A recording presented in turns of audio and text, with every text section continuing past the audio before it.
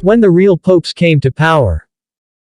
To better understand this paper, please read my other papers regarding the ancient royal oligarchy and the creation of religion by ancient royals, particularly those regarding the creation of Christianity. I've written several papers on the subject of the popes. I have given the genealogies of various popes which were previously unavailable to and unknown to the general public. The work that was done in this and other related areas is of great importance, as it is what is required in order to get at the truth and true nature of so many things in ancient history.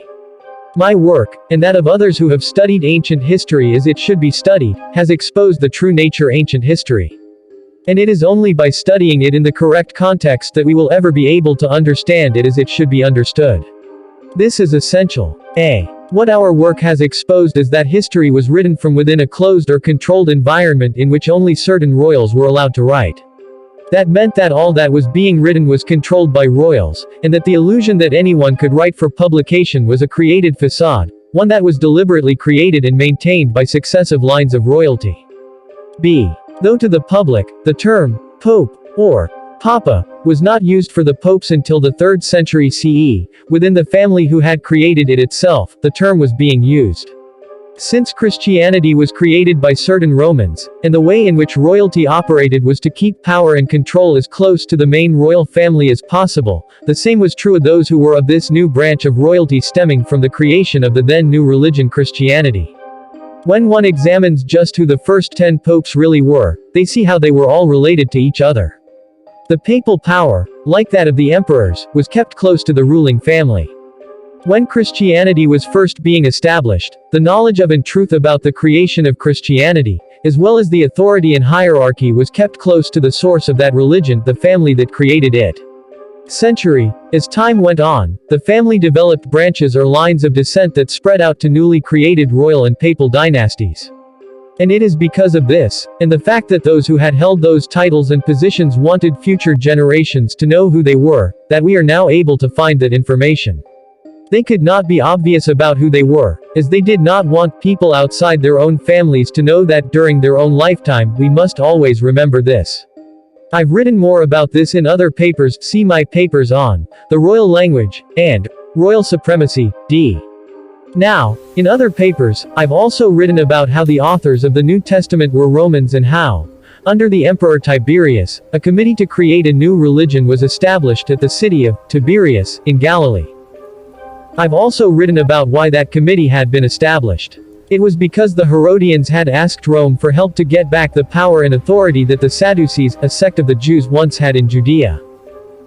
Over time, the Pharisees, another sect of the Jews, and an opposing one to the Sadducean sect, had gained control of the temple and had more power and influence in Judea than that of the leaders of the Sadducees, and the Herodians were the leaders of that sect, Sadducees having taken that position from the former leaders of the Sadducees, the Hasmoneans.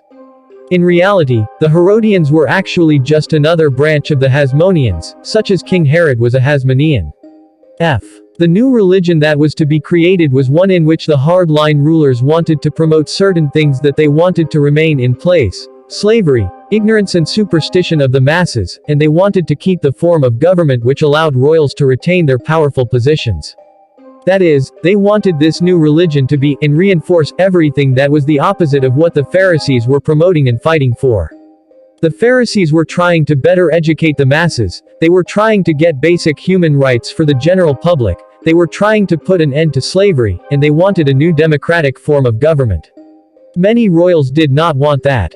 This fight among the sects of Jews had been a long one, from about 135 BC through 135 CE AD. Though there are scant records that one may consult for info on that war before the time, it appears to me that that war was actually a long time in coming as well. And, long before the Herodians had asked Rome for help, the Hasmoneans had. This split within Judaism was not a simple disagreement. It had been an actual war, one that was hidden from history. One which was disguised by the royals who were writing history at the time. In the histories written by the Romans, it was divided up and called revolt. And that is still how many so-called scholars today think of it, as if these were only scattered revolts, instead of the actual all-out war that it was. The Pharisees, who were fighting for basic human rights for all, an end to slavery, and a new, fair government were fighting a war against all of the royals who had opposed them. And, as a result, the winners of that war, were the ones who were writing about it in their histories. And they chose to call the good guys, religious zealots, and other things, painting them as the bad guys, even as robbers. The reason the royals who were against the Pharisees felt justified in calling them robbers, is because the Pharisees wanted to take away those things which the royals had enjoyed at the expense of everyone else. This was the true source for the story of Robin Hood, as the Pharisees did truly want to rob from the rich and give to the poor. The Pharisees were in fact not promoting religion, they were trying to wean the public off of it by teaching ethics instead.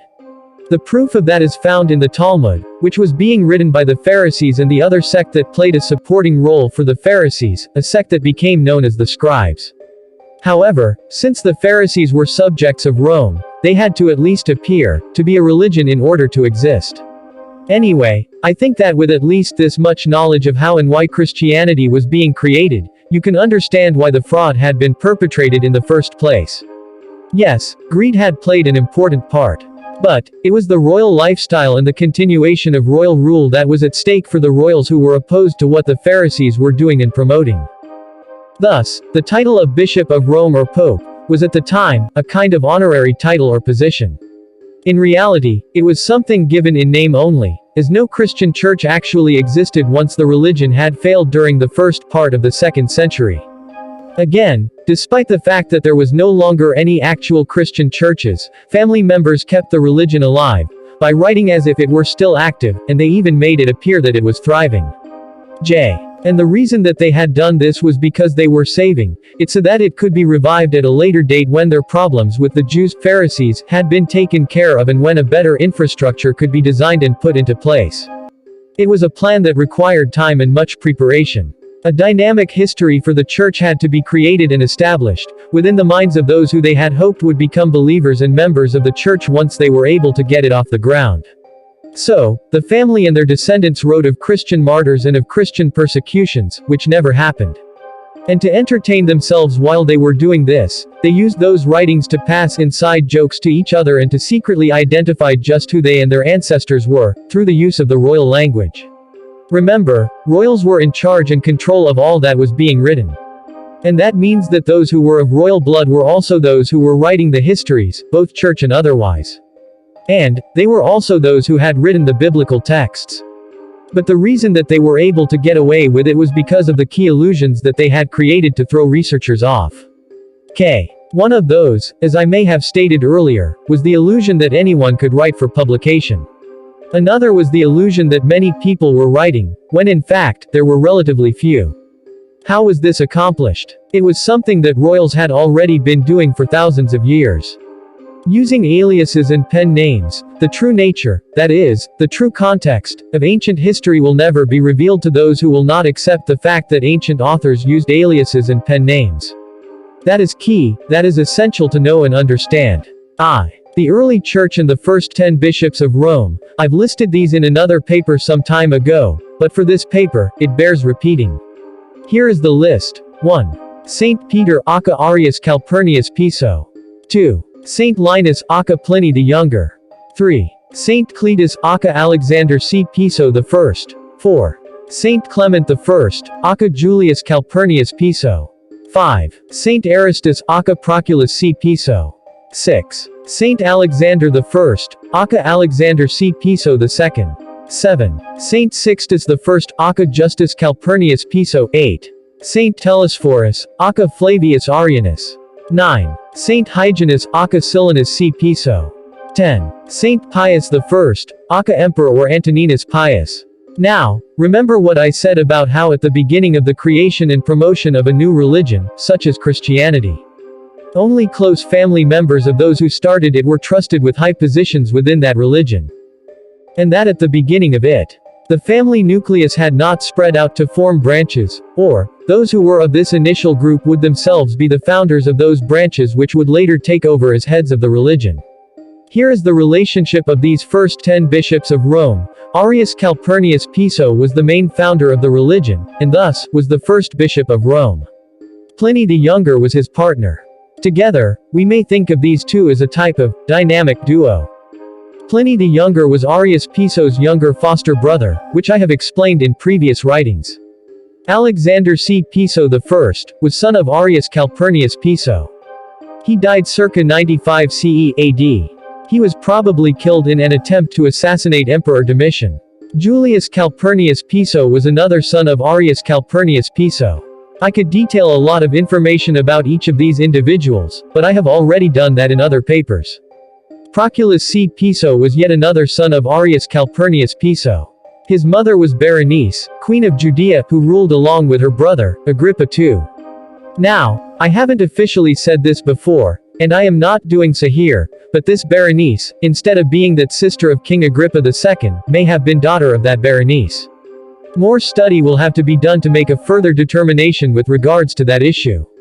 Alexander C. Piso II was son of Alexander C. Piso I. And thus, Alexander C. Piso II was a grandson of Arrius Calpurnius Piso.